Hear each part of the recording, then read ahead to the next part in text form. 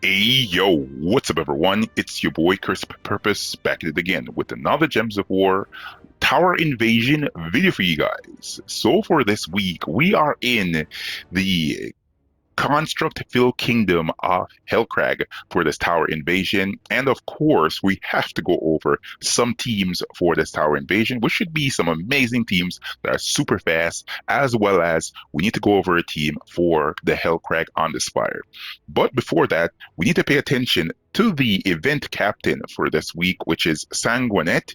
This is the troop that you need to have on your team so as to maximize on your score. You will earn ×2 score as well as deal ×2 magic with this troop. So ensure that when you're making your teams, you have this troop on it, right? So this is going to be my first team right here. This is a more lower rarity team for players that might not have all the things, but they have a couple things that they can use for this restriction. So of course, Sanguinate is an undead construct with a 12 mana cost, minus down to 11 because I have it to shine level 1. I'm planning on getting this troop to shine level 2. The spell is Frozen Thirst, right? It will deal magic plus 2 damage to an enemy. And if they are a tower, it will deal 3 times to 5 times damage based on my ascensions. Then it will convert 9 blue gems to bleed gems. Bleed gems are purple gems, and when you match them, destroy them, or explode them, they will bleed a random enemy, and that bleed can stack, right? The troop also has vampirism for the first trait. It's a 10% chance to create a bleed gem when my turn begins, as well as skull damage reduction of 50%, and of course the siege breaker final trait. As you guys can see from the left of my screen, I have active potions such as the potion of enchantment, potion of explosion, and the potion of rejuvenation for this one. Now, this is the team. The Empress is going to be here on this team in the second slot. I'm going to be using this troop because of the Draw the Empress spell, in which it will give magic +1 to all skills on the last ally, I should say. There's a 7% chance for an extra turn for each green gem on the board. Based on the composition of this team, it's going to be easy to have a lot of green gems on this board. Then, of course, the troop also has a good Terra final trait. It will grant a random status effect to a random ally. When an ally casts a spell, you're going to be casting a lot of spells here, so that should be fine. And of course, the construct troop as well. So this will be getting a 50% mana start from my hero, which is using the Geomancer class. The Geomancer class has that Infused Stone final trait. All construct allies will get a 50% mana. And of course, I have my setup for my Geomancer as standard, important talents such as Tactician, Rock Solid, Stone Mastery, and Fortitude.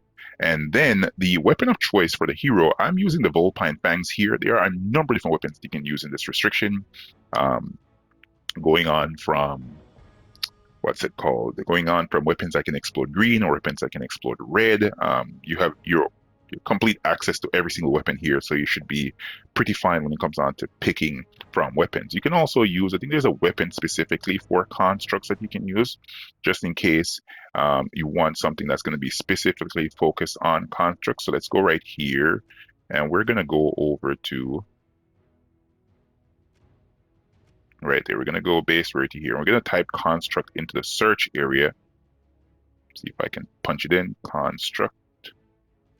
And there it is, the glowing core. This is a weapon that will give a random positive status effect to construct allies, but it explodes brown, right? Majority of times we won't have a lot of brown on the board. If you want to, you can put this on the team, but I would rather go with something that will explode a lot more gems. Will be frequent on the board because of the final troop right here, which is going to be let's get down to it here. It's going to be my Gingeraxia. Gingeraxia is going to be the main damage dealer here. This is a construct troop as well.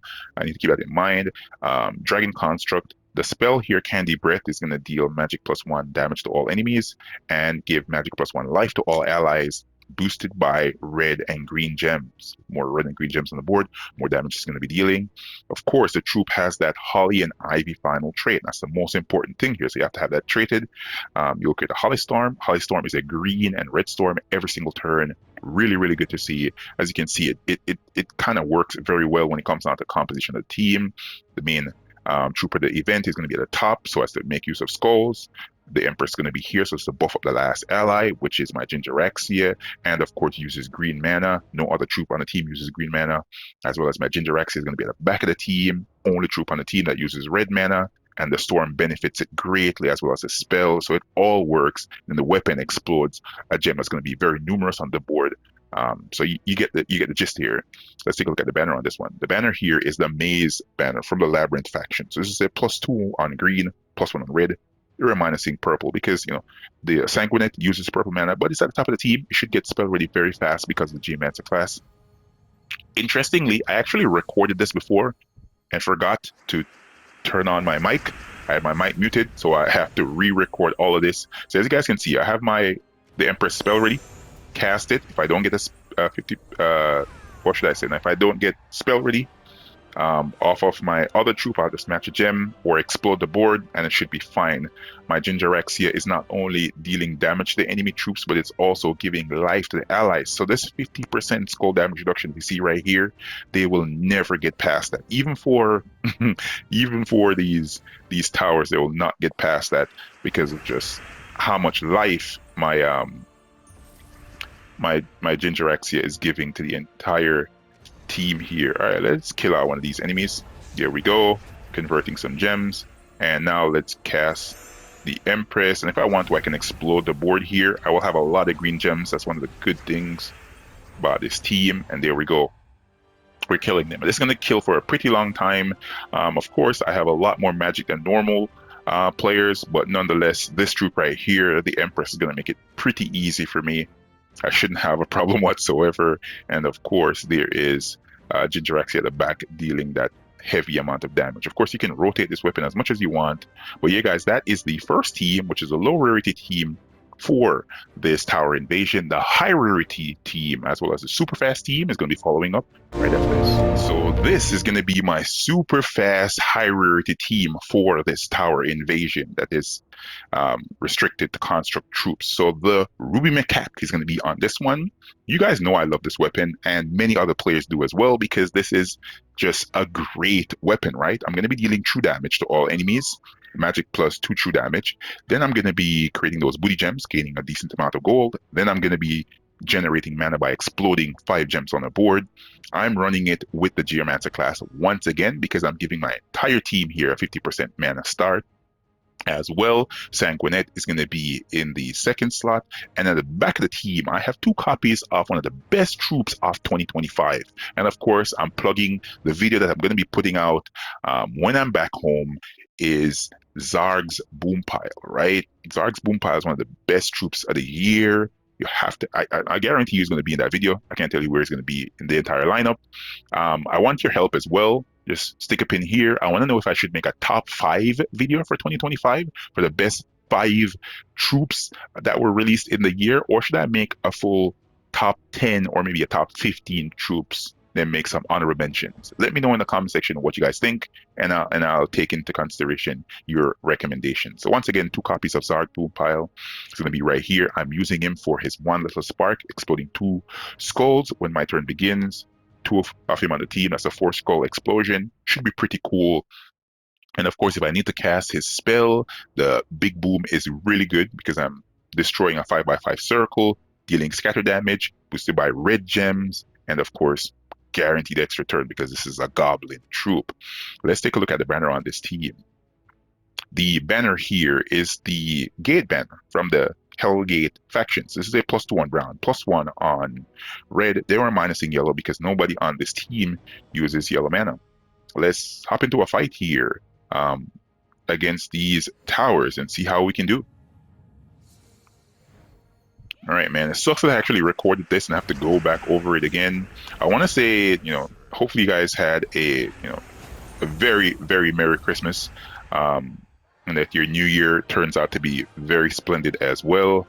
And yeah, you see how quickly I blew through that battle? That's why I said that this is a super fast, high rarity team. It's just killer, right? Look how quickly I blew through that fight, because after the potion of explosion, the potion of enchantment, you get an additional 2 explosion from those skulls because of Zarg's Boompile, right? Nothing should get you doing your share in the event quicker than this. Nothing. Right. Of course, if you don't have it, use the other team. The other team is great as well. You most likely will not lose with either team. But of course, this is the meta team for this restriction. I'm not gonna lie. I'm gonna be honest with you. We're gonna finish this fight right here. Then we're gonna go down to UNDERSPIRE and take a look at the team that I'm gonna be running for that. I'm not gonna be cutting the video here as well. Going to be jumping right into that right after this fight. Excuse me here, coughing a little. And as you can see, Zarg's boom pod is going to keep on, exploding those gems. You're not going to get um, a lack of explosions here. It's going to keep on exploding gems. Oh wow, nice little movement right there. This troop, the new construct troop, which is the tower killer, is actually not the worst that I've seen. There's some level of board control from him. Of course, it's not the best, but I decided to put this one to shine to level 2. Let's see exactly what the second half of the spell does. I think it gets the ability to create more of those, or convert more of those blue gems into bleed gems. Yeah, guys, that is the team for the tower invasion. Let's head out of here and head down to the UNDERSPIRE and take a look at exactly which team I'm going to be running here. So let's hop on over here. I actually did a few battles because, as I said before, I recorded this and I had to go back over it. So yeah, this is my team. Zernabog is going to be at the top of this one. Really great troop. In fact, the best generator in the kingdom other than the hero. The main reason I'm using him is because he generates mana with that Earth Tremor spell, creating those 10 brown gems and then exploding magic +1 gems. He has skull damage reduction into the dust plume final trait, which is a permanent brown storm. You get that every single turn. The Immortal Terra is going to be on this one as well. This is the Wild Folk troop. Of course, it's an immortal, so it's going to have that invulnerable second trait. And of course, it has that Quake Shock final trait. It will create a stun gem when my turn begins. But the main reason we're using him here, especially in the early battles, is because of that Petrified Peaks spell. He deals magic plus... No, that's not magic plus. That's actually... I don't remember what the actual amount here. But as you guys can see, for me, it's 50 true heavy splash damage to 3 random enemies. Of course, if you use it in Southwild, you're going to deal double that damage, but we're not there. We're in UNDERSPIRE. So still, we're going to be able to control the board with destroying that row and column. Really good board controller here in the early battles, allowing you to finish them off really quickly. Then, of course, for the deeper battles, you're going to be able to cast your Catharis. This is, of course, the most powerful troop in that restriction. It's a boss troop, I should say. It's basically Zul'Gott, but without the skulls. This is going to kill an enemy, create those cursed gems, 6 of those, 6 giant yellow giant gems, which is the most powerful part of that part of the spell. And of course, fear fired enemies. If you want to, in the later battles, you cast him first, get the enemies fear fired, follow up with your Immortal Terra. That extra spiciness from those fear fire gems, you can allow you to deal 50% additional damage on top of those enemies that are fear fired. Really, really cool. This troop also has the manifestation final trait Catharis does. So he will gain 5 to all skill points when matching skulls. Cool to see it. Then at the back of the team, we have the hero here using the Tears of the Sisters. This is a weapon that is pretty cool because it gives life to allies, converting those blue gems into good gargoyle gems, guaranteed extra turn. It's one of the few weapons in the game that has a guaranteed extra turn. Weapon also has in the upgrades Vital, Peaceful, Tidal, and Curing, right? So it will, cleanse itself. I think that's what it does whenever you cast the weapon. Of course, the Geomancer class is the class of choice here. Then the banner on this team, let's take a look at it. The banner here is a Slayer banner from the Drakzoom Kingdoms. It's a +2 on brown, +1 on purple. We're minusing yellow, even though we have troops that use that mana color. You can minus a different color if you want to, but I just want to make sure I have brown here because the main damage dealers on the team use brown mana. Let's hop into a fight in the UNDERSPIRE.